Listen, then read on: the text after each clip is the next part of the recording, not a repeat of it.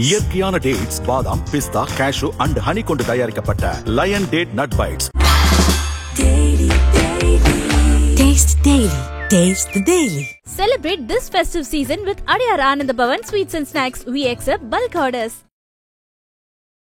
இந்த மரணங்கள் நிகழ்ந்துட்ட பிறகும் இதுல பொறுப்பேற்காம தட்டி கழிக்கிறதுக்கு சதி நிகழ்ந்துருச்சு. இல்ல நீங்க என்ன எதிர்பார்க்கறீங்க? விஜய் தான் காரணம்னு சொல்லி மக்கள் எல்லாம் சொல்லுவாங்கன்னு நீங்க எதிர்பார்த்தீங்களா? ஊருக்கே தெரியுங்க, உலகத்துக்கு தெரியும் விஜய் தாங்க காரணம். யார் காரணம்? 40 உயிர் போனது யார் காரணம்? மக்கள் அவங்க எல்லாத்தையும் கழுத்தை நெரிச்சு கொன்ன மாதிரில நீங்க சொல்றீங்க விஜய் தான் காரணம். கழுத்தை நெரிச்சு கொன்னதா யார் சொல்றா? நான் சொல்லல, அது தாவேகா தரப்பு சொல்லுது. தாவேகா சொல்லக்கூடாது. தாவேகா உத்தம புத்தர்கள், இவங்க எதுவுமே தப்பு இல்ல. திமுக தான் தவறுபடுன்னு சொல்றேனே. திமுகவுக்கு திமுக பண்ண தவறை விட நீங்க தாவேகா பண்ண தவறை தான் அதிகமா சொல்றீங்களே. 30-36 குடும்பங்களுக்கு வாழ்நாள் முழுமைக்கும் வழி ரணம் கடைசி வரைக்கும் ஊர்த்தி கொண்டே இருக்கு, வலிச்சு கொண்டே இருக்கு. வாழ்நாள் குடும்பத்தை அவர் தத்தெடுத்து அவர் தான் பாத்துக்க போறாரு. யார் சொன்னா அப்படி? அதை வச்சு கிழிக்க போறாங்க. சிபிஐ விசாரணை நீதி கிடைக்கும் அப்படின்னு சொல்லி அவங்க எதிர்பார்க்கறாங்க. நீங்க நீதி கிடைக்கும் எதிர்பார்க்கீங்களா? நீதி கிடைக்கணும்னா விஜய் ஜெயிலுக்கு தான் போகும். சார், இந்த 16 நாள் 17 நாள்ல எங்கயாவது அரசியல் பேசினாங்க யாராவது? அவங்க என்னைக்கு பேசினாங்க? 17 நாள் நம்மள தான் அரசியல் என்னைக்கு பேசிட்டாங்க? நாம் தமிழர் தான் அரசியல் பண்ணுச்சு. நாங்க அரசியல் பண்றோம். விஜய் மக்களுக்காக உழைச்சிட்டு இருக்காரு. மக்களுக்காக கவலைப்படுறாரு. என்ன கவலைப்பட்டு கிழிச்சாரு? நீங்க பாத்தீங்களாங்க? பனையூர் ஏதாவது போயிட்டு இருந்தீங்களா? ஐபிசி தமிழ் நேயர்களுக்கு வணக்கம். இன்றைய சிறப்பு நேர்காணலில் நம்மோடு இணைந்திருக்கிறார் நாம் தமிழர் கட்சியை சேர்ந்த இடுமோகன் கார்த்தி அவர்கள். வணக்கம். கரூர் சம்பவம் நடந்து கிட்டத்தட்ட 16 நாள் முடிஞ்சுது. இன்னைக்கு முதல்வர் அவர்கள் சட்டப்பேரவையில் இது குறித்து என்ன நடந்தது அப்படிங்கிறத ஒரு 15 நிமிஷம் விளக்கமாக கொடுத்துருக்கிறாரு. நீங்கள் ஆல்ரெடி இதை பற்றி நிறைய இடங்களில் பேசியிருக்கிறீங்க. கிட்டத்தட்ட 16 நாள் முடிஞ்சுது. சுப்ரீம் கோர்ட்டில் இது தொடர்பான வழக்குகள் வந்துச்சு. சிபிஐக்கு உத்தரவு பிறப்பிக்கப்பட்டிருக்கு. எப்படி பார்க்குறீங்க? இதில் ஆளக்கூடிய திமுக அரசு தாவேக்காவை காப்பாற்றி விட்டுச்சு அப்படின்னு பார்க்கலாம். இப்போ சிறப்பு புலனாய்வு குழு விசாரணை கலைக்கப்பட்டிருக்கு. அருணா ஜெகதீசன் ஆணையம் கலைக்கப்பட்டிருக்கு. ஆனால் நியாயமாக பார்த்தா இவங்க விஜய் மேலே வழக்கு போட்டுக்கணும், ஆதவரஜனா மேலே வழக்கு போட்டுக்கணும். அவங்களையெல்லாம் வழக்குள்ளே சேர்க்கல. நிர்மல்குமாரை புஷியானந்தை வேணும்னே கைது பண்ணாமல் விட்டாங்க. அப்போ இதில் திமுக பொறுத்த வரைக்கும் இதை பண்ணோம்னா தாவேக்கா மேலே ஒரு பச்சாத்தாபம் வந்துடும்.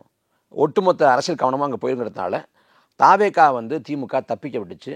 அவங்கள இலகுவாக கையாண்டாங்க. இதில் இலகுவாக கையாண்டாங்க, தப்பிக்க பார்க்குது அப்படின்னு நீங்கள் சொல்கிறீங்க. ஆனால் டே ஒன்லேருந்து முதலமைச்சர் தொடங்கி மற்ற அமைச்சர்கள் எல்லாரும் முழுக்க காரணம் தாவேக்காவும் விஜயும் தான் அப்படிங்கிறத தொடர்ந்து சொல்லி வராங்க. விஜய் மேலே ஏன் வழக்கு போடல? நிர்மல்குமார் புஷியானந்த கைது பண்ணுறது அவ்வளோ பெரிய விஷயமா? அவங்க இமயமலையில் போய் ஒழிஞ்சிட்டாங்களா? இல்லை இந்துகுசு மலையில் போய் ஒழிஞ்சிட்டாங்களா?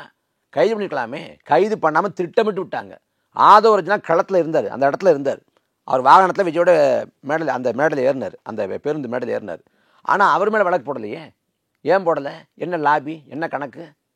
அப்போ இதில் தாவேக்கா பொறுத்த வரைக்கும் அரசியல் கணக்கோடு அனுக்கிறாங்க.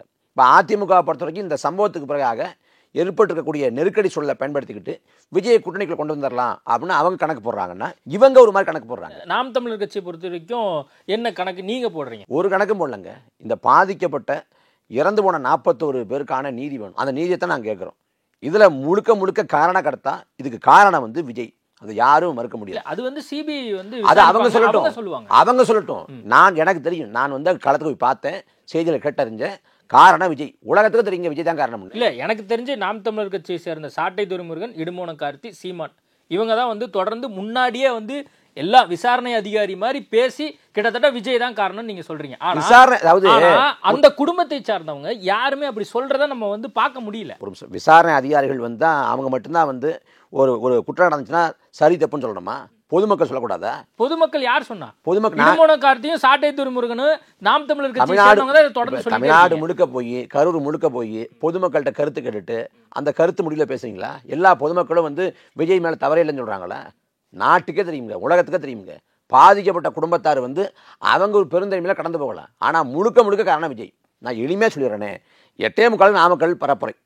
8:45 போனோம்னா காலையில் கிளம்பி எப்படி போக முடியும்? ஏன்னா அவர் வீடு இருக்கு நீலாங்கரிலேருந்து விமான நிலையம் ஏறக்குறைய 40 நிமிஷம். அங்கேருந்து திருச்சி விமான நிலையம் 1 மணி நேரம். அங்கேருந்து நாமக்கல் 2 மணி நேரம். இதுல 4 மணி நேரம் போயிடுது. அப்போ எப்படி காலையில் கிளம்பி போக முடியும்? பதிவு தப்பா போட்டு ஒரு நிமிஷம் இல்ல, பதிவு தப்பா போட்டிருக்காங்க.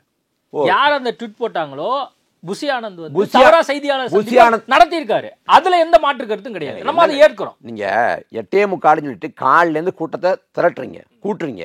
காலையிலே அந்த பாட்டை போட்டு வரப்போற விஜய் அப்படின்னு அறிவிக்கிறீங்க. 12 மணிக்கு அப்படின்னு அறிவிச்சுட்டு அந்த சமயத்திலேருந்து தொடர்ச்சியா பாட்டு போட்டு எல்லாரையும் அழைக்கிறீங்க. ஆனால் வந்து நீங்கள் அனுமதி வாங்கினது 3 மணிக்கு காமிக்கிறீங்க. திரும்ப அவர் எத்தனை மணிக்கு வர்றாருன்னு பார்த்தா 7 மணிக்கு வர்றாரு, 7 மணிக்கு மேலே வர்றாரு. அப்போ இந்த திட்டமிட்ட காலதாமதம், இந்த காலதாமதம் தான் இந்த 41 உயிரை பறிச்சிருச்சு. இது மட்டும் இல்லாமல் நாமக்கல்லில் பரப்புரை பண்ணவர் நாமக்கல்லேருந்து கரூருக்கு 34 கிலோமீட்டர், ஏறக்குறைய 53 நிமிஷத்தில் வந்துடலாம். ஆனால் அவர் வந்தது வந்து கேட்டிங்கன்னா 5 மணி நேரத்துக்கு மேலே வந்தார். ஒரு தேர் போல் அசைந்து ஆடி இந்த வாகனம் வந்துச்சு. ஏன்னா வேகமாக வந்துட்டா அவர் வந்துடுவார். அங்கே நாமக்கல்லில் இருந்த கூட்டம் வராது.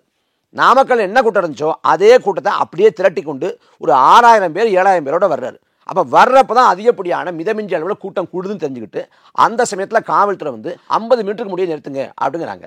காவல்துறை எங்கே கோட்டை விட்டுச்சு, உளவுத்துறை எங்கே கோட்டை விட்டுச்சு அப்படின்னா 10,000 பேர் தான் வருவாங்கன்னு எழுதி கொடுத்தாங்கல்ல மனுவில், அப்போவே கேட்டுருக்கணும். அப்போ அங்கே கோட்டை விட்டாங்க. அங்கே கோட்டை விட்டவங்க சரி பண்ணுறதுக்கான ஒரு வாய்ப்பா 50 மீட்டருக்கு முடிய எடுத்துங்க அப்படின்னு சொல்கிறாங்க. அப்போ அங்கே 50 மீட்டருக்கு முன்னாடி விஜய் எடுத்திருந்தாருன்னா அங்கே பரப்புரை மேற்கொண்டிருந்தா இந்த அளவுக்கு இழப்புகள் நேர்ந்திருக்கு. இல்லை, கூட்டத்தை வந்து அவங்க வர வைக்கணும்னு பார்த்தாங்க அப்படிங்கிறது நம்ம கடந்த அந்த கூட்டத்தில் பல்வேறு கூட்டங்களை நம்ம பார்த்துருக்கோம். அது எக்ஸ்பெக்ட் பண்ண விஷயம் தான். ஆனா வந்து உயிரிழப்பு அப்படிங்கிற வரைக்கும் வந்து அவங்க சிந்திச்சிருப்பாங்களா, இந்த அளவுக்கு வந்து போகும்னு சிந்திச்சிருப்பாங்களா அப்படிங்கிறது யாருமே எதிர்பார்த்திருக்க மாட்டாங்களே. அதுக்கு முன்னாடியே நம்ம வந்து விஜய் தான் காரணம், விஜய் தான் காரணம் நம்ம ஏன் வந்து தொடர்ந்து சொல்லிட்டு விஜய் திட்டமிட்டு இதை செஞ்சாருன்னா சொல்ல வரல. விஜயோட அலட்சிய போக்கு, அஜாக்கிரதை, இதன் விளைவாக தான் 41 உயிர் போச்சுங்கிற. அந்த 41 உயிர் போனவரும் கூட குற்ற உணர்ச்சியோ உறுத்தலோ ஒரு வந்து நம்மளால் நிகழ்ந்துச்சுங்கிற அந்த எண்ணமோ இருக்கு இல்லை, துள்ளி கூட கிடையாது. ஒரு தலைவன் போலவும் நடந்துக்கல, ஒரு நல்ல மனிதன் போலவும் நடந்துக்கல. நியாயமாக வந்து காவல்துறை வந்து என்னை கிளம்ப சொல்லிச்சுங்கிறாரு. யார் சொல்கிறா? தாவேக்கா தரப்புல விஜய் கிளம்ப சொன்னதா சொல்கிறாங்க. ஆதவர்ஜுனா நேற்று பிரஸ் மீட்ல தாவேக்கா சொல்கிறாங்கல்ல விஜய் கிளம்ப சொன்னாங்கன்னு. அவங்க கரூரை விட்டு கிளம்ப சொன்னாங்களா, சென்னைக்கு போக சொன்னாங்களா? அங்க வர வேண்டாம் அப்படிங்கிற கரூர் தானே, கரூர் தானே. ஆமா, அந்த இடத்துக்கு அப்ப என்னன்னா, அப்ப நாமக்கல்ல இல்ல சேலத்துல மதுரையில திருச்சியில எங்காவது ஒரு நட்சத்திரத்தில் தங்கிட்டு உங்க கட்சியோட 2ஆம் கட்ட 3ஆம் கட்ட நிர்வாகிகளை கூப்பிட்டு களத்துக்கு போய் பாதிக்கப்பட்ட மக்களுக்கு ஆதரவாக நில்லுங்க, மீட்பு பணிகளை மேற்கொள்ளுங்க. இறந்துருந்தாங்கன்னா அவங்க வீட்டில் ஒரு மகன் போல இருந்து அந்த ஈமச் சடங்கு பண்ணுறதுக்கான ஏற்பாடுகளை பண்ணுங்க. அவங்கள்ட்ட காசு இருக்கோ இல்லையோ தெரியல, அதை பண்ணுங்கன்னு நீங்கள் முடிக்க விட்டுக்கணும். நானும் 2 நாளில் 3 நாள் களத்துக்கு வரேன்னு சொல்லியிருக்கணும். ஆனால் தாவேக்காவை சேர்ந்த எந்த ஒரு நிர்வாகி, நான் மருத்துவமனை நான் போயிருந்தேன், ஒரு ஆள் கூட அங்கே கட்சிக்காரன் கிடையாது. அத்தனை பேரும் அலைபேசி அணைச்சி வச்சுட்டு ஊரை விட்டு ஓடிட்டாங்க. 2ஆம் கட்ட 3ஆம் கட்ட எல்லா நிர்வாகிகளும். புஷியானந்தே போயிட்டு இப்போ தானே வந்தார், அப்பே ஓடிட்டாரு. அப்போ யாருமே இல்லையே. ஒரு கட்சியால் மரணம் நிகழ்ந்துச்சுன்னா இந்த மரணத்துக்கு தார்மீக பொறுப்பேற்கணும். என்னால் நிகழ்ந்துருச்சு, நான் வருந்துறேன், மன்னிப்பு கோர்றேன்னு. நீங்கள் இந்த கட்சி, தேர்தல், ஆட்சி இதெல்லாம் விட்டுருங்க. நம்மளால ஒரு உயிர் போயிடுச்சு அப்படின்னு தெரிஞ்சா நம்மளால நிம்மதியாக இருக்க முடியுமா? இல்ல, விஜய் அதை உணர்ந்து 16 நாள் வந்து அவங்களுடைய குடும்பத்தில் ஒரு உறுப்பினராக இருந்து நாங்க தொடர்ந்து வந்து அமைதி காத்தோம், மௌனம் காத்தோம் அப்படின்னு சொல்லி சொல்றாங்கல்ல. யார் சொல்றா? நேத்து ஆதவர்ஜுனா தானே சொல்றாரு. டேராட்டூனுக்கு எதுக்கு போனாரு? டேராட்டூனுக்கு எதுக்கு போனாரு? விளையாட்டு போட்டியில் பங்கேற்க 16 நாள் வந்து காரியம் முடிவு வரைக்கும் பேச முடியாது. ஆனா விளையாட்டு போட்டியில் போய் பங்கேற்கலாமா? ஆதவர்ஜுனா பத்தி நம்ம பேச வேணாம், விட்டுருங்க. நம்ம தலைவரை பத்தி பேசுவோம். அவர் தலைவராகவே நடந்துக்கலங்க. நீங்க ஒரு கட்சியால இறந்து போயிட்டாங்கன்னா அந்த கட்சி என்ன பண்ணணும்? கட்சியோட தலைமை நிலையத்தில் இறந்து போனவங்களோட அந்த படங்களை வச்சு ஒரு மலர் வணக்கம் செலுத்தணும். தமிழ்நாடு முழுக்க நினைவேந்தல் நிகழ்வு பண்ணுங்க அப்படின்னு அறிவிக்கணும். அரசியல் சார், அது எல்லா கட்சியும் பண்ணக்கூடிய விஷயம் சார். நான் என் குடும்பத்துல நான் போஸ்டர் அடிச்சு நான் வந்து எல்லாத்துக்கும் காட்டணும் அப்படின்னு நீங்க எதிர்பார்க்கறீங்களா? அப்பேற்பட்ட ஒரு நபராக இருந்திருந்தா மற்ற அரசியல் கட்சி செய்யற மாதிரி அவர் செஞ்சிருப்பாரு. தன்னுடைய குடும்பத்தில் ஒருவராக எல்லாத்தையும் பார்த்துட்டாரு. அது எப்படி எல்லாத்தையும் போஸ்டர் அடிச்சு இது மாதிரி வெளியே வந்து பூமாலை போட்டு எல்லாம் வந்து மரியாதை செலுத்தணும் நீங்க எதிர்பார்க்கறீங்க? என்னதான் பண்ணுவாரு? வீட்டுக்குள்ள உட்காந்து போற வேற என்னதான் பண்ணுவாரு? பாதிக்கப்பட்ட குடும்பத்தை 20 நாள் ஆச்சு, இப்போ வரைக்கும் போய் பார்க்கல. பல காரணங்கள் சொல்றீங்க, இப்போ வரைக்கும் பார்க்கல. அந்த சமயத்துல கரூர் விட்டு ஓடி போயிட்டீங்க. கட்சிக்காரன் பூரா ஓடி போயிட்டான். இல்ல, என்ன ஓடி போயிட்டாரு? எங்க ஓடி போனாரு? சென்னைக்கு வந்தாரு, ஓடி வந்தாரு சென்னைக்கு. சார், பதில் கொடுத்திருக்காங்கல்ல, பதில் கொடுத்தாங்கல்ல, காவல்துறை போக வேண்டாம்னு சொல்லியிருக்காங்க. முதல்ல இறந்து போயிட்டாங்கன்னா அவங்க வந்து அவங்க படத்துக்கு ஒரு மலர் வணக்கம் செலுத்துங்கிறது அடிப்படை மரபு, மாண்பு. அதை செய்ய துப்பு இல்லை. அவங்க கஷ்டத்தில் இருக்காங்க, சுயத்தில் இருக்காங்கன்னா பனையூர் அலுவலகத்தில் இறந்து போனவங்க 41 பேரோட படத்தை வச்சு ஒரு மலர் வணக்கம் செலுத்த முடியல. ஆனா ஆயுத பூஜை கொண்டாட்டம் நடக்குது இல்ல? யார் விஜய் வந்தாராங்க? பனையூர் செஞ்சாங்களா இல்லையா? இல்ல, விஜய் வந்தாரா? அவரை வீட்டை விட்டு வெளில வரலையே. அதான் துக்கத்துல இருக்காரு. எப்படி வருவாரு? எங்க துக்கத்துல இருக்காரு? பாக்குறவங்களுக்கு தெரியுங்க. இல்ல, அதுதான் பாக்குற மக்களுக்கும் தெரியும். யார் விஜய் துக்கத்துல? ஒரு குடும்பத்தை சார்ந்தவங்களுக்கு தெரியும். அதெல்லாம் தெரியுங்க. அவர் இந்த விஷயத்துல எப்படி நடந்துட்டான்னு தெரியும். ஒரு மனித தன்மையோட நடந்துக்கல. நம்மளால ஒரு இத்தனை உயிர் போயிடுச்சுன்னு ஒரு சராசரி மனுஷனால, மனசாட்சி கொண்ட மனுஷனால அவன் யோசிச்சான்னா அவனுக்கு தூக்கம் வராது, மன உளைச்சல் ஆயிடுவான், விரக்தி ஆயிடுவான். 2-3 நாள் அவர் அப்படிதான் இருந்திருக்காரு. எப்படி இருந்திருக்காரு? நீங்க பாத்தீங்களா? நம்மளுக்கு தகவல் யார் கிடையாது. சொன்னா சொல்லுங்க? தகவல் யார் சொன்னா? தகவல் எப்படி சொல்ல முடியும்? யார் சொன்னா? தகவல் வந்தா தகவல் யார் ரகசியமியா? நீங்க யார் சொல்லி தகவல் சொன்னாங்கன்னு ஊடகங்கள் பூரா அந்த தகவல் இந்த யார் சொன்னா? யார் சொன்னா துக்கத்துல இருந்தாருன்னு? அவருக்கு அந்த இந்த இவ்வளவு உயிர்கள் போச்சுங்கிற குறைந்தபட்சமான உறுத்தலோ ஒரு குற்ற உணர்ச்சியோ அவர் கிடையாது. அது ஊருக்கே தெரியும். இந்த மரணங்களுக்கு நான் பொறுப்பேற்கிறேன், மக்கள்கிட்ட பயிருங்க மன்னிப்பு கோர்றேன். சரி, அதை 16 நாள் என்ன பண்ணிருப்பாரு நீங்க சொல்லுங்க. ஜாலியா படம் பார்த்துட்டு ஹோம் தியேட்டர்ல வீட்டுல உட்காந்துருப்பாரு. நான் அதாவது என்ன பண்ணிருப்பா நான் சொல்ல முடியாது, சொன்னா நீங்க போட மாட்டீங்க, அதை விட்டுருங்க. அவர் என்ன பண்ணிருப்பாரு நாட்டு மக்களோட அனுமானத்தை விட்டுறேன். அது நான் சொல்லணும் அவசியம் இல்லை, அவங்களுக்கு தெரியும், அதை விட்டுருங்க. இதுல சதி நிகழ்ந்துச்சு அப்படின்னாங்க. ஏன் இப்படி ஒரு கட்டுக்கதையை கட்டெழுத்து விட்டாங்க? என்ன சதி நிகழ்ந்துச்சு? காவல்துறை சரியா வந்து அவங்கள வழி நடத்தல அப்படிங்கறத அவங்களுடைய குற்றச்சாட்டு. காவல்துறை வழிநடத்தலன்னு சொல்றாங்களா, காவல்துறை இல்லைங்கிறாங்களா? காவல்துறை இல்ல அப்படிங்கறத தொடர்ந்து உளவுத்துறை சம்பந்தமான எல்லா விஷயங்களுமே அவங்க வந்து அந்த சொல்றாங்க. மேடையில பேசுவதற்கு முன்பாக காவல்துறை நன்றின்னு சொல்லி தான் விஜய் பேச்சே தொடங்குறாரு. அப்பயும் சொல்றாரு காவல்துறை இல்ல, காவல்துறை வழி நடத்தல, காவல்துறை ஒழுங்கா இல்ல. எதுக்கு காவல்துறை நன்றி சொன்னாரு? என்ன காரணம்? இல்ல, மற்ற ஊர்கள்லாம் வந்து எங்களை காவல்துறை வந்து அழைப்பு கொடுத்து இதுவரைக்கும் வந்து கொண்டு வரல, ஆனா இங்க எல்லாமே நடந்தது அப்படின்னு நீங்க என்ன சொல்ல வரீங்க? காவல்துறை வந்து அங்க இல்லவே இல்லைன்னு ஒரு பக்கம் சொல்றீங்க. அப்புறம் காவல்துறை ஒழுங்கா செயலாற்றலங்கிறீங்க. ஆனா காவல்துறை நன்றி நீங்களே சொல்றீங்க. என்ன உங்க நிலைப்பாடு? இல்ல, எங்களுக்கு பாதுகாப்பு இருந்தது, மக்களுக்கு பாதுகாப்புக்கு காவல்துறை அங்க இல்ல. 500 காவல்துறை இல்ல, காவல்துறை இல்ல. மக்கள் அப்படித்தானே சொல்றாங்க. எந்த மக்கள் சொல்றாங்க? எந்த மக்கள் சொல்றாங்க? நீங்க பேட்டி பார்க்கலையா? எந்த மக்கள் சொல்றாங்க? யார் சொல்றாங்க? எல்லா சேனல்ல எடுத்தாங்க. எந்த சேனல்? டிஜிட்டல் பிளாட்ஃபார்மா இருக்கட்டும். எந்த சேனல்? யாருங்க? எல்லா டிஜிட்டல் பிளாட்ஃபார்ம். யாரு சொல்லுங்க? நீங்க சோசியல் மீடியால ஆக்டிவா இருக்கிறவங்க பேரை சொல்லுங்க, பேரை சொல்லுங்க. அதாவது இந்த மரணங்கள் நிகழ்ந்துட்ட பிறகும் இதுல வந்து பொறுப்பேற்காம தட்டி கழிக்கிறதுக்கு சதி நிகழ்ந்துருச்சு. இல்ல, நீங்க என்ன எதிர்பார்க்கறீங்க? விஜய் தான் காரணம்னு சொல்லி மக்கள் எல்லாம் சொல்லுவாங்கன்னு நீங்க எதிர்பார்த்தீங்களா? ஊருக்கே தெரியும், உலகத்துக்கு தெரியும் விஜய் தாங்க காரணம். யார் காரணம்? 40 உயிர் போனது யார் காரணம்? மக்கள் வந்து அவங்க எல்லாத்தையும் வந்து கழுத்தை நெரிச்சு கொன்ன மாதிரில நீங்க சொல்றீங்க விஜய் தான் காரணம். கழுத்தை நெரிச்சு கொன்னதா யார் சொல்றா? நான் சொல்லல, அதை தாவே கத்தரப்பு சொல்லுது. கழுத்தை நெரிச்சு கொண்டாங்க, கழுத்தை நெரிச்சு கொண்டாங்க. அப்புறம் வந்து அந்த ஸ்ப்ரே அடிச்சாங்க, ரசாயனத்தை பாய்ச்சினாங்க, கழுத்தை அளவச்சு கொண்டாங்க, கத்தி வச்சு கிழிச்சாங்க, 1000 பேர் உள்ள உடைஞ்சாங்க. அப்புறம் எங்கோ இறந்து போன உடம்ப கொண்டாந்து இங்க போடுறாங்க. இதெல்லாம் சொன்னது யாரு? பாஜக. அப்புறம் இன்னும் கட்சிகள் சொன்னாங்க. இப்போ வரைக்கும் சதி நிகழ்ச்சிங்கிறாங்க, 100 விழுக்காடு சதிங்கிறாரு. அப்ப அங்க எல்லா ஊடகம் இருந்துச்சா? வடநாட்டு ஊடகம் இருந்துச்சா? தமிழ்நாட்டு ஊடகம் இருந்துச்சா? தமிழ்நாட்டில் ஒரு தொலைக்காட்சியோட ஊடகமே 15 பேர் இருந்தாங்க, 15 யூனிட் இருந்துச்சு. அதுல வந்து 60 ட்ரோன் கேமரா, கழுகு பறவைகள் எல்லாத்தையும் படம் பிடிக்கிறாங்க. அந்த விஜயோட பேருந்து நிலையத்தில் வந்து கேமரா இருக்குது, அந்த பேருந்து வாகனத்தில் வந்து கேமரா இருக்குது. அதே போல் வந்து எல்லாரோட அலைபேசியும் அங்கே படம் பிடிச்சிக்கிட்டு இருக்குது, எல்லா அலைபேசி வச்சு படம் பிடிச்சிட்டு இருக்கேன். இத்தனை கேமரா கண்களில், ஆயிரக்கணக்கான கேமரா கண்களில் சதி நிகழ்ந்தா ஏன் எதுலையுமே பதிவாகலை? அங்கே என்ன நினச்சி நமக்கு தெளிவாக தெரியுது. ஒரு பையன் வந்து விஜய் பேசுகிறப்ப அவன் கவனத்தை திசைறப்ப வந்து கத்துறான், யாரும் கேட்கல. சைகை மொழி காட்டுறான், வீசினாங்க வர இருங்க, சைகை மொழி காட்டுறான். சைகை மொழி காட்டுறப்ப யாரும் கவனிக்கல.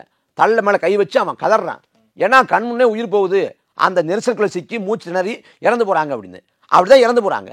நீங்கள் வந்து இவ்வளோ கூட்டத்தை கூட்டுறோம்னா அதுக்கு தன்னார்வ தொண்டர்கள் ஒழுங்குபடுத்த, இல்லை காலையிலேருந்து மாலை வரைக்கும் இருப்பாங்கன்னா தண்ணி வசதி, இல்லை வந்து பெண்கள்லாம் இருக்கிறாங்க, அப்போ வந்து தற்காலிக கழிப்பிடம், மதிய வேலை கடந்து பரப்புரை போகுது, அப்போ மதிய வேலையில் அவங்களுக்கான சாப்பாடு ஏற்பாடு எதுவுமே கிடையாது. இல்லை, நீங்கள் சொல்ல வேண்டியது எப்படி சொல்லியிருக்கணும்னா, அப்போ நிகழ்ச்சியே வந்து நீங்கள் ரத்து பண்ணியிருந்திருக்கலாம் அப்படின்னு சொல்லி நீங்கள் திமுக அரசாங்கத்தை நோக்கி சொல்லியிருந்திருக்கலாம். ஆனால் முழுக்க வந்து தாவேக்காவை வந்து மட்டுமே குறி சொல்லி பேசுறதுங்கிறது எப்படி சரியா இருக்கும்? அது இப்போ தாவேக்கான்னு சொல்லக்கூடாது. தாவேக்கா வந்து உத்தம புத்தர்கள், இவங்க எதுவுமே தப்பு இல்லை.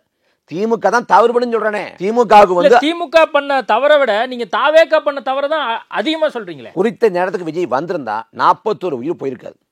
விஜய் தான் மூல காரணம். விஜயால தான் 41 உயிர் போச்சு. 8 குழந்தைகள் உட்பட 16 பெண்கள் உட்பட 41 பேர் இறந்து போன காரணம். 35க்கும் மேற்பட்ட குடும்பங்கள் வந்து நீ நிராதரவற்று நிற்கிறது காரணம் விஜய் தான். எனக்கு அது தெளிவாக தெரியுது. இப்போ இந்த விஷயத்தில் வந்து நம்மளை போலவே வந்து வலியோடு காயத்தோட இல்லை வந்து ஒரு ரணத்தோட விஜய் இருக்காருன்னா குறைந்தபட்சம் நம்ம கடந்து போகும்னு தோணும்.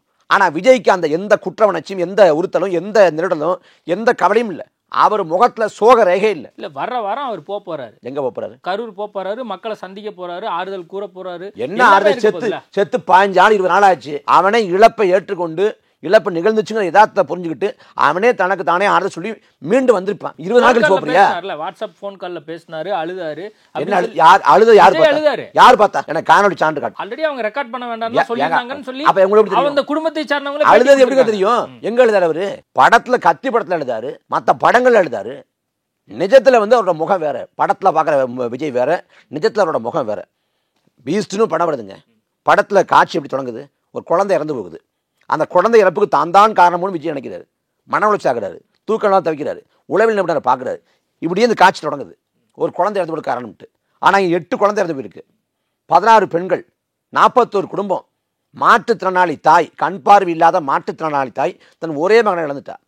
பேசும் திறனற்ற மாற்றுத்திறனாளி தாய் தன் மகனை இழந்துட்டா. ஒரு ஆண் வந்து தன்னோட மனைவியும் மகளையும் இழந்துட்டார். 1.5 வயது குழந்தை இழந்துருக்கிறாங்க.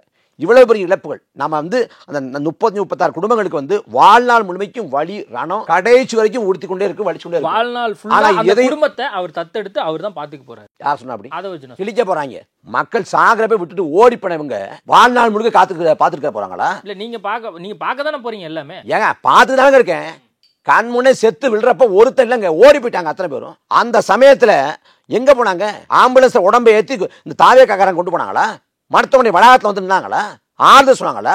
எல்லாருமே உழைக்கும் மக்களுக்கு பெரும்பான்மையா. அவன் செத்து போனா ஈம சடங்கு பண்ண கூட காசு இருக்காது. அந்த சமயத்தில் போய் நின்னாங்களா? இறந்து போனவங்க உடம்புக்கு ஒரு மாலை போட்டாங்களா? அந்த சடலத்தை அடக்கம் பண்றப்ப இறுதி மரியாதை பண்ணாங்களா? தாவேக கட்சிக்காரன் செத்து போனான்னா, கட்சிக்காரன் செத்து போனா என்ன பண்ணுவோம்? கட்சிக்காரன் மேல வந்து கட்சி கொடியை போத்துவோம், கட்சி கொடியை வந்து அரக்கமத்தில் பறக்க விடுவோம், இரங்கல் தீர்மானம் போடுவோம், நினைவேந்தல் நிகழ்ச்சி நடத்துவோம், தமிழ்நாடு முழுக்க ஒரு சுரட்டி ஒட்டி ஒரு குறைந்தபட்சம் மரியாதை கூறுவோம், நினைவு கூறுவோம். எதுவுமே செய்யலையே. விஜய் வந்து அந்த கரூரை விட்டு வந்தார்ல, அப்ப தலைவனா தோத்து போனார். அவர் காணொளி விட்டு இந்த அவரோட தவறையும் அவரோட குற்றத்தையும் மூடி மறைக்க முயற்சி பண்ணார்ல, அந்த இடத்துல ஒரு மனிதனாகவும் தோத்து போனார். அதான் உண்மை. இப்ப சிபிஐ விசாரணை வந்து நீதி கிடைக்கும் அப்படின்னு சொல்லி அவங்க எதிர்பார்க்கறாங்க. நீங்க நீதி கிடைக்கும்னு எதிர்பார்க்கறீங்களா? நீதி கிடைக்கணும்னா விஜய் ஜெயிலுக்கு தான் போகணும். என்ன நீதி கிடைக்க போகுது? நீதி கிடைக்கும் நாம சொல்லலாம், விஜய் எப்படிங்க சொல்லலாம்? என்ன நீதி கிடைக்க போகுது? மத்திய புலனாய்வுத்துறைக்கு மாற்றப்படுது. இப்ப அருணாச்சல ஆணையம், அது வந்து ஒரு ஆணையம் தான். அவங்க வந்து அறிக்கையை கொடுப்பாங்க, தமிழ்நாடு அரசை ஒப்படைப்பாங்க, அது சட்டமன்றத்தில் வைப்பாங்க, விவாதிப்பாங்க, அதுக்கு பிறகு நடவடிக்கை எடுக்கணும். ஆனால் தூத்துக்குடி துப்பாக்கி சூடு கொடுத்தே வந்து திமுக அரசு நடவடிக்கை எடுக்கலை. அப்போ இதில் நடவடிக்கை வந்து எடுக்கப்படுறதில்லை. முதல் செய்தி. இன்னொன்று, அஸ்ராகார் தலைமையில் சிறப்பு புலனாய்வு குழு விசாரணை, அதை அமைச்சது திமுக அரசு இல்லை, சென்னை உயர்நீதிமன்றம். அந்த அஸ்ராகாரோட பின்புலத்தை பார்த்தா ஒரு நல்ல அதிகாரி அப்படி தான் தோணுது. அப்படி இருக்கிறப்ப மத்திய புலனாய்வுத்துறைக்கு போக வேண்டிய அவசியம் என்ன? இதில் வந்து இந்த வழக்கு போட்டு மத்திய புலனாய்வுத்துறை விசாரணை வேணும்னு கேட்டார் 2 பேரில். எனக்கு சம்மந்தமே இல்லை அப்படின்னு பாதிக்கப்பட்ட குடும்பம் சொல்கிறாங்க. மத்திய புலனாய்வுத்துறைக்கு விசாரணை மாற்றப்படுதுன்னா தாவேக்கா அதை வரவேற்குது. இதே தாவேக்கா வந்து அஜித்குமார் படுகொலையின் போது எஸ்ஐடி இருக்க சிபிஐ எதுக்கு அப்படின்னு கேட்டுச்சு. காவல்துறையால் கொலை செய்யப்பட்டவன் தம்பி அஜித்குமார். அதை காவல்துறையை விசாரிச்சா சரியா இருக்காதுங்கிறது பெரும்பான்மை மக்களின் வாதம், நம்பிக்கை. அதனால மத்திய புலனாய்வுத்துறை கேட்டாங்க. ஒரு நெருக்கடி காரணமாக திமுகவும் மத்திய புலனாய்வுத்துறைக்கு மாற்றி விட்டுருது. அப்படி மாத்திரப்ப எஸ்ஐடி இருக்கிறப்ப எதுக்கு சிபிஐன்னு கேட்டாங்க. பாஜக அரசோட கைப்பாவையை வந்து சிபிஐ மாறிச்சுனாங்க. இன்னைக்கு வந்து சிபிஐ இந்த அப்பழுக்கற்ற விசாரணை ஆயிடுச்சா? தமிழக அரசு முழுக்க தாவேக்கா தான் காரணம் அப்படின்னு சொல்லும் போது இந்த விசாரணை உண்மை எப்படி வந்து வெளியே வரும்? அப்ப அவங்க வந்து மேல இருக்கக்கூடிய பாஜக என்ன சொல்லுது இந்த விஷயத்துல? பாஜக என்ன சொல்லுது? சதி நிகழ்ந்துச்சுன்னு சொல்லுதா? பாஜக நிலைப்பாடு எடுத்து பேசுதா? விஜய்க்கு ஆதரவா பேசுதா? அப்ப பாஜகவோட பின்புலத்தில் இருக்கக்கூடிய இந்த சிபிஐ விசாரிச்சா அது எப்படி நேர்மையா இருக்கும்? அதையும் பேசுங்க. இல்ல யாரதான் நம்புறது? அப்போ நீதிமன்றம் தாங்க. தமிழ்நாடு காவல்துறைய ஒரு பக்கம் நம்ப கூடாதுன்னு அவங்க நினைக்கிறாங்க, இன்னொரு பக்கம் சிபிஐ விசாரணையே வந்து பாஜக பின்னாடி இருக்கு நீங்க சொல்றீங்க. அப்ப யாரதான் நம்புறது? அஸ்ராகார் தலைமையில அந்த விசாரணை குழு போட்டாங்கல்ல, சிறப்பு விசாரணை குழு, அது போட்டது நீதிமன்றம் தான். அப்ப அந்த அஸ்ராகாரோட பின்புலத்தை பாக்குறப்ப நீங்க படிச்சு பாருங்க. அவர் பணியாற்ற காலத்துல ஒரு சமரசம் இல்லாம ஒரு சரியா தான் இயங்கியிருக்காரு. அப்ப அவர் ஒரு நல்ல அதிகாரி அப்படின்னு நம்பலாம். அந்த விசாரணையை நம்பலாம். அப்ப அந்த விசாரணை நம்பல, தாவேக்கா நம்பல, அவங்க வந்து சிபிஐ தான் நம்புறாங்க. ஏன் சிபிஐ நம்புறாங்கன்னா, சிபிஐனுடைய அந்த கோரிக்கை நாங்க வைக்கல, நாங்க கேட்டது சிபிஐ மாத்திரத நீதிமன்றத்தினுடைய முன்னாள் நீதிபதி சிபிஐ மாத்தினத தாவேக்கா வரவேற்கதா இருக்குதா? வரவேற்கதா இருக்குதா? அவங்க கோரிக்கை, அவங்க பிரேயர் அது கிடையாது இல்ல. வரவேற்காங்களா இருக்காங்களா இருக்கிறேன் இல்ல, அவங்களுக்கு ஒரு கூடுதலா ஒரு அட்வான்டேஜ் தான், அவ்வளவுதான். இவங்க தானங்க சொன்னாங்க சிபிஐ வந்து மத்திய பாஜக அரசோட கைப்பாவை, ஆர்எஸ்எஸோட கைப்பாவைன்னு. இல்ல சிபிஐ விசாரிச்சாலும் தனி நீதிபதியா அஜய் தேஸ்காகி அப்படின்னு நினைக்கிறேன், அவரை வந்து கண்காணிக்கிறதுக்கான ஒரு குழு அமைச்சு. அந்த நீதிபதியோட பின்புலம் என்ன விசாரிச்சாங்களா? அந்த நீதிபதி பின்புலம் பார்த்தாலும் அதுவும் ஒரு சார்புடையதா இருக்குது. அப்ப அதை எப்படி நம்புறாங்க கேக்குறேன்? அதை எப்படி நம்புறீங்க? ஏன்னா அமித்ஷா வந்து விஜய் கிட்ட பேசுறாரு. இங்கே நயனார் நாகேந்திரன், தமிழிசை, வானதி சீனிவாசன், எல் முருகன், அண்ணாமலை, ஒட்டுமொத்த பாஜக கூட்டமும் விஜய்க்கு ஆதரவாக பேசுது. விஜய் கிட்ட வந்து அமித்ஷா பேசுறாரு, இங்கே பாஜக கூட்டம் வந்து விஜய்க்கு ஆதரவாக பேசுது. அப்போ வழக்கின் போக்கு எந்த திசையில் போகுங்கிறத நம்ம சொல்ல தேவையில்லை, மக்களுக்கே புரிஞ்சிடும். இல்ல பாஜக வந்து ஒரு பக்கம் கூட்டணிக்காக சில முயற்சிகள் பண்றாங்களே தவிர இந்த விவகாரத்துல அவங்க வந்து திமுகவை எதிர்க்கணுங்கிறதுக்காக தான் விஜய் எதிர்க்கிறாங்க அப்படின்னு கூட உங்களுக்கு தெரியலையா? திமுகவை எதிர்க்க தாவேக்காவை ஆதரிக்கிறாங்க, இந்த அரசியல் கூட உங்களுக்கு தெரியலையா? ஒரு சிக்கல்ல சரி எதுவோ தப்பு எதுவோ தார்மீக எதுவோ நியாயம் எதுவோ அதான் பேசணும். பாஜக அது கிடையாதுங்கிறது நீங்க ஆல்ரெடி சொல்லிட்டு அப்படி கிடையாத பாஜக இந்த விசாரணை மேற்கொண்டா எப்படி இருக்குங்கிறது நீங்க சொல்லுங்க. ஒரு சிக்கலை வந்து சிக்கலா தான் அணுகணும். உங்களோட தனிப்பட்ட விருப்பு தனிப்பட்ட அஜெண்டா அதை திணிக்கக்கூடாது. இந்த சிக்கலை தூத்துக்குடி துப்பாக்கி சூடுனா எடப்பாடி பழனிசாமி தான் முதல்ல குற்றச்சாட்ட முடியும், அதில் போய் ஸ்டாலினை திட்ட முடியாது. அதுக்கு பிறகு ஏன் நடவடிக்கை எடுக்கல, அருணாச்சல அனைத்து பரிந்துரை மேல ஏன் நடவடிக்கை எடுக்கலன்னு சொல்லிட்டு ஸ்டாலினை கேட்கலாம். ஆனால் துப்பாக்கி சுடுங்கிறப்ப எடப்பாடி தான் இருக்க முடியும். அப்படி சிக்கல் நடக்கிறப்ப சிக்கலை அடிப்படை வச்சு தான் எதிர்கொள்ள முடியும். அதில் உள்ள பிரச்சனை தான் பேச முடியும். அதில் வந்து திமுக ஏன் பேசலை அப்படின்னா முதல்ல விஜய் அப்புறம் திமுக. முதல்ல விஜயோட தவறு தான் காரணம். திமுக அந்த விஷயத்தை பொறுத்த வரைக்கும் விஜய் தப்பிக்க விட்டுருச்சு. நான் குற்றச்சாட்டுறேன், நான் வந்து அதை விமர்சிக்கிறேன். இதில் வந்து பாஜகவுக்கு 41 மரணங்கள் நிகழ்ந்துட்ட போதும் இந்த 41 மரணங்களை வச்சு அதுக்கு மேலே அந்த பிணங்கள் மேலே ஒரு கூட்டணி அமைக்க முயற்சி பண்ணுது. விஜய்க்கு ஒரு நெருக்கடியான சூழல் வந்திருக்கு. இந்த சூழலை வந்து தனக்கான துருப்திட்டாக பயன்படுத்தி கொண்டு இதை மத்திய புலனாய்வுத்துறை விசாரணைக்கு மாற்றி அதை வச்சு விஜய்க்கு நெருக்கடி கொடுத்து விஜய் தன் பக்கம் எடுப்பாங்க. அதுக்கான வேலை தான் நடக்குது. வானதி சீனிவாசன் இன்னும் நீங்க எதிர்பார்க்காத சில கூட்டணிலாம் வரப்போகுது அப்படின்னு கூட யாரு தாவேக்கா தான் தாவேக்கான்னு சொல்றாங்க. இப்ப இல்ல அவர் விஜய் போயிடுவான்னு நீங்க நினைக்கிறீங்களா? ஏன்னா தொடர்ந்து கொள்கை எதிரி அரசியல் எதிரி அப்படின்னு சொல்லி தொடர்ந்து பேசிட்டு விஜய்க்கு என்ன கோட்பாடு என்ன கொள்கை இருக்குது அவரோட கடந்த கால பின்பலத்தை பாருங்க. 2009 அதாவது ஈழப்படுகொலை நடந்து ஒரு 3 மாதத்துக்குள்ள ராகுல் காந்தியை பார்த்ததை பெரிய பேருன்னார். 2009 கிட்ட 2010 கிட்ட அதே ராகுல் காந்தியோட ஆட்சிக்கு எதிராக, அதாவது மன்மோகன் சிங் ஆட்சிக்கு எதிராக அண்ணாகசரை உண்ணாவிரதம் இருந்தப்ப அண்ணாகசரோட உண்ணாவிரதத்தில் போய் பங்கிட்டார். அதே போல் 2010 வந்து பாச தலைவனுக்கு பாராட்டு விழா அப்படின்னு நிகழ்ச்சியில் போய் கருணாநிதி உயிரோடு இருக்கிறப்ப கருணாநிதி சிலை வைக்கணும்னார். 11 அந்த கருணாநிதி ஆட்சியை அமையக்கூடாதுன்னு அதிமுக ஆதரிச்சார். அவர்கிட்ட என்ன கொள்கை இருக்கு, என்ன கோட்பாடு இருக்கு? இந்த இந்த இந்த விஷயத்திலே தெரிஞ்சு போச்சு. அவரோட உள்ளாற்றல், அவரோட ஆளுமை திறன், அவரோட தலைமை பண்பு எல்லாம் தெரிஞ்சு போச்சு. அவர் இப்போ வந்து எடப்பாடி பழனிசாமி ஒரு பரப்புரை கூட்டத்தில் யாரோ காட்டின தாவேக்கா கொடியை வச்சுக்கிட்டு பிள்ளையார் சொல்லி போட்டுட்டாங்க, கூட்டணிக்கு வரப்போகுது அப்படின்னு தாவேக்காவை வந்து சொந்தம் கொண்டாடுறாரு, கூட்டணிக்கான ஆளாக சொந்தம் கொண்டாடுறாரு.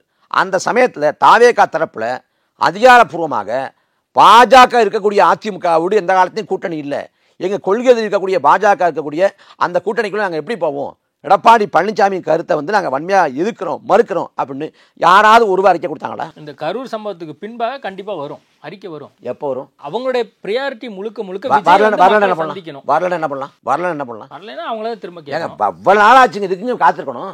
அவங்களுடைய பிரியாரிட்டி, அவங்களுடைய பிரிஃபரன்ஸ் இப்ப வேற ஒண்ணா இருக்கு. என்ன இருக்குது? தலைவர் அங்க பார்க்க வைக்க முடியலையே அப்படிங்கிற வருத்தத்துல இருக்காங்க, கவலையில இருக்காங்க. அதெல்லாம் அபத்தம் சார். இந்த 16 நாள் 17 நாள்ல எங்கயாவது அரசியல் பேசினாங்க யாராவது? அவங்க என்னைக்கு பேசினாங்க? 17 நாள் நம்மள தான் அரசியல் என்னைக்கு பேசிருக்காங்க? நாம் தமிழர் தான் அரசியல் பண்ணுச்சு. யார் அரசியல் பண்ணா? நீங்களா தான் அரசியல் பண்ணீங்க. பாஜக பிடியில இருக்காரு, இவர் என்னமோ பண்ண வராரு. நாங்க அரசியல் பண்றோம், விஜய் வந்து மக்களுக்காக உழைச்சிட்டு இருக்காரு, மக்களுக்காக கவலைப்படுறாரு. என்ன கவலைப்பட்டு கிழிச்சாரு? நீங்க பாத்தீங்களாங்க? பனையூர் ஏதாவது போயிட்டு இருந்தீங்களா? நீலாங்கரை ஏதாவது போனீங்களா? என்ன கவலைப்பட்டார் அவரு? அதெல்லாம் கேலி கூத்து. அவருக்கு ஒரு நோக்கமும் இல்லை.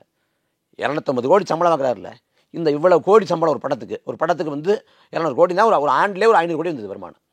என்னைக்காவது இந்த இவ்வளவு பெரிய கோடிகள் சம்பளம் வாங்குறாருல, மக்கள் சேவைக்காக கொடுத்தாரு, மக்களுக்காக உதவி பண்ணாரு பெரிய அளவில் அப்படின்னு பார்த்துருக்கீங்களா? பாலான்னு ஒரு தம்பி, அவர் உதவி பண்ணுறாரு.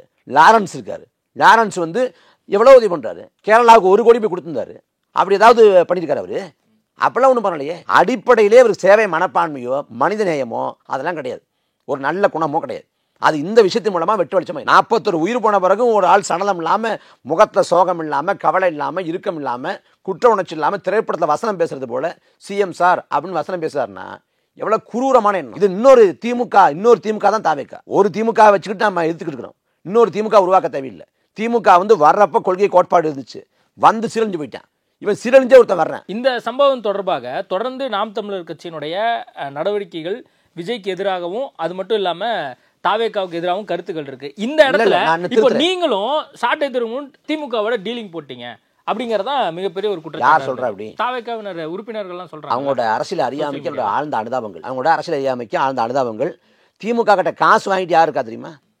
2021 இதே திமுக ஆட்சி அமைய காசு வாங்கிட்டு கைகுலியா இருந்து வேலை பார்த்தது ஆதவர்ஜுனா, உன் ஆள் தான். அவன் தான் திமுக கிட்ட காசு வாங்கினது. நாங்கள் காலங்காலமாக திமுக இருக்கிறோம். இன்றைக்கி பொதுக்கூட்டங்களில் நாங்கள் பேசுகிறோம்னா 1.5 மணி நேரம் பொதுக்கூட்டத்தில் நான் 1.5 மணி நேரம் பேசுகிறேன்னா 1 மணி நேரம் 20 நிமிஷம் வந்து திமுக பேசுகிறேன், 10 நிமிஷம் வேணா பேசுகிறேன், தாவேக்கா பேசுகிறேன். நீங்கள் 10 நிமிஷம் பேச எடுத்துக்கிட்டு 1 மணி 20 நிமிஷம் பேச விட்டுறீங்க. ஆனால் சீமான் 1.5 மணி நேரம் பேசுகிறாங்கன்னா பெரும்பான்மையை திமுக பேசுகிறாங்க. ஸ்டாலினை பார்த்து வந்த வெள்ளை பத்திரிகை சந்திப்புலையே திமுக அரசு சாடி பேசியிருக்காங்க. திமுகவுக்கு எதிராக தொடர்ச்சி அறிக்கை கொடுத்து வர்றாங்க. ஆனால் அதெல்லாம் எனக்கு தெரியாது. நாங்கள் திமுக கிட்ட வெளில போயிட்டோம். காலம் எல்லாத்தையும் அடையாளம் காட்டுங்க. உண்மைகளை ரொம்ப நாள் மறைக்க முடியாது. பாஜக பி டீம் நாங்கள் இப்போ நாங்கள் பாஜக பி டீமா திமுக பி டீமா? திமுக பி டீமுங்கிறாங்க.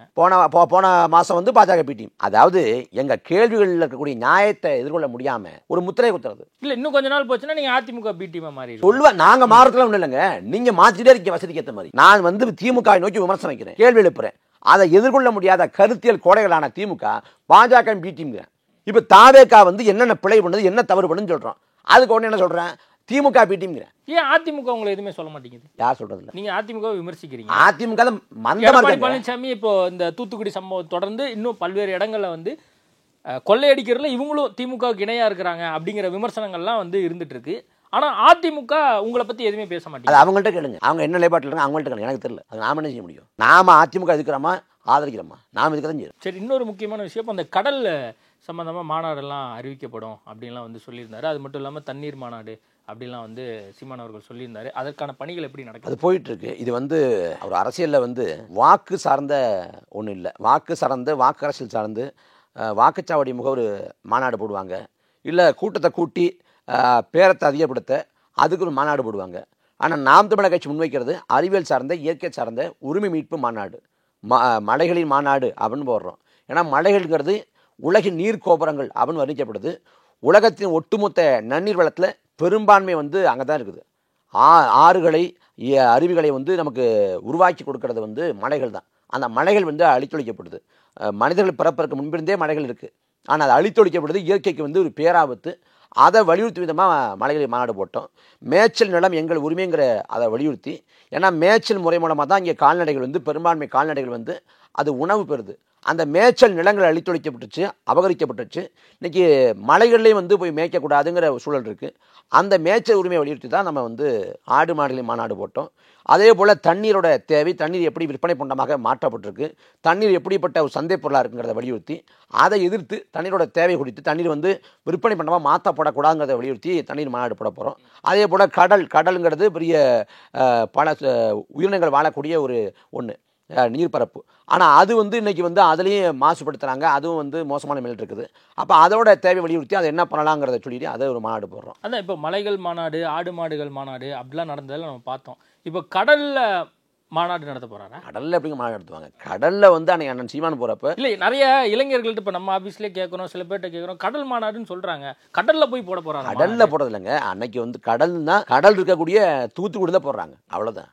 கடலில் போய் அன்றைக்கி பார்த்தாங்கன்னா அந்த மீன்பிடி தொழில் செய்யக்கூடிய அந்த உழைக்கும் மக்கள் அவங்களோட வாழ்வில் எப்படி இருக்கும், எப்படி மீன் பிடிக்க போவாங்கன்னு தெரிஞ்சுக்கிறதுக்காக கடலில் போனாங்க, அவ்வளோதான். கடலுக்குள்ள எப்படி மாநாடு? தண்ணீர் மாநாடுங்கிறது தண்ணீர் மாநாடு திருவையாறில் நடக்குது. தஞ்சாவூர் மாவட்டம் திருவையாறில் நடக்குது. இப்போ 2026 தேர்தலுக்கு இன்னும் 6 மாதம் தான் இருக்குது. தொடர்ந்து நான் தனிச்சு தான் போட்டியிட போகிறேன் அப்படின்னு சொல்லிட்டு இருக்காரு. ஒரு பக்கம் வேட்பாளர்கள் அறிவிப்பும் வந்து அறிவிச்சிட்டு இருக்காரு. இந்த மாதிரி சூழல்ல வருகின்ற தேர்தல் எப்படி இருக்க போகுது நாம் தமிழர் கட்சி? 2026 தேர்தல் களங்கிறது நாம் தமிழர் கட்சிக்கான அறுவடை களமாக இருக்கும் அப்படின்னு நினைக்கிறோம். இதில் மற்ற கட்சிகள்லாம் நம்பகத்தன்மை இழந்து நிற்கிறாங்க. குறிப்பாக வந்து திமுக ஸ்டாலின் தான் வராரு, விடியல் தர போறாரு அப்படின்னு முழக்கத்தை வச்சாங்க, விடியல் ஆச்சுன்னாங்க.